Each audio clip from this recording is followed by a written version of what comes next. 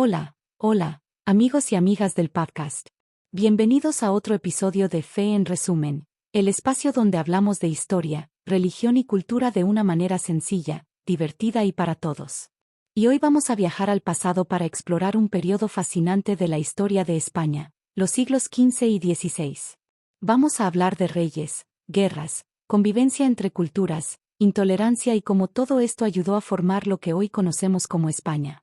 Así que pónganse cómodos, saquen sus tapas y su bebida favorita, porque esto va a ser interesante. Imagínense un lugar donde nadie obedece las reglas, donde cada quien hace lo que quiere y donde los nobles son más poderosos que los propios reyes. Así era Castilla antes de que Isabel de Castilla y Fernando de Aragón se unieran en matrimonio. Estos dos personajes, que pronto conoceremos mejor, fueron clave para poner orden en este caos. El problema principal era el sistema feudal. Los nobles castellanos eran como pequeños reyes en sus territorios, siempre peleando entre ellos o incluso contra el monarca. No había lealtad verdadera. Si un noble no estaba contento con el rey, simplemente rompía su juramento y se iba por su cuenta. Además, la Reconquista, esa larga lucha contra los musulmanes, también había fomentado una cultura de violencia y rebeldía. Y, para colmo, no había una clase media fuerte, como en otros países, que pudiera equilibrar el poder de los nobles. Todo esto dejó a la corona muy débil. Pero cuando Isabel y Fernando subieron al trono, todo cambió. Comenzaron a consolidar el poder real poco a poco.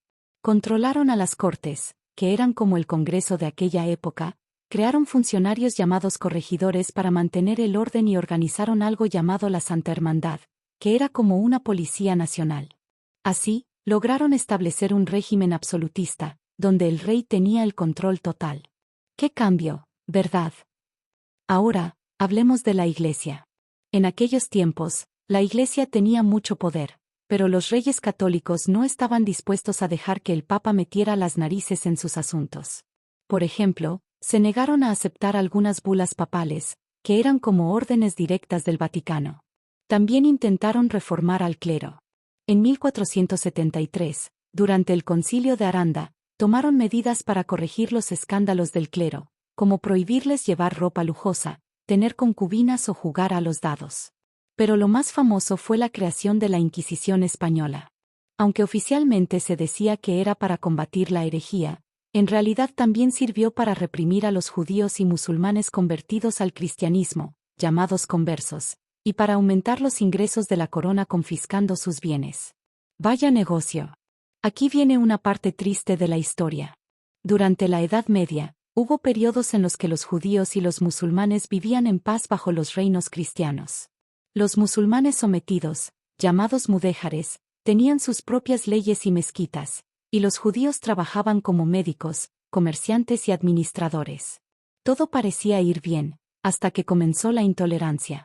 A partir del Concilio de Viena en 1312, la Iglesia empezó a promover leyes discriminatorias.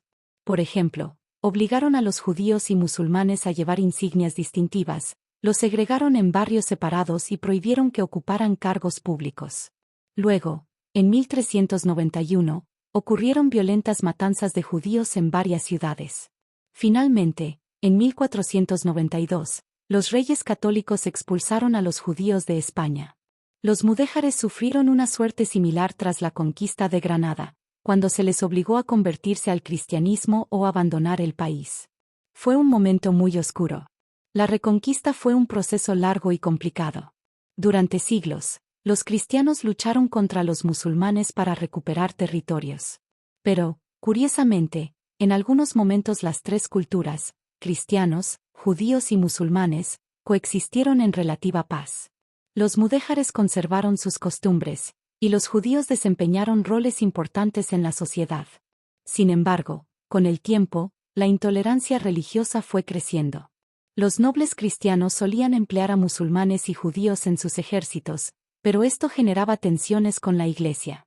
Finalmente, la Reconquista culminó en 1492 con la toma de Granada, marcando el fin del último reino musulmán en la península ibérica. Fernando e Isabel fueron verdaderos maestros de la política.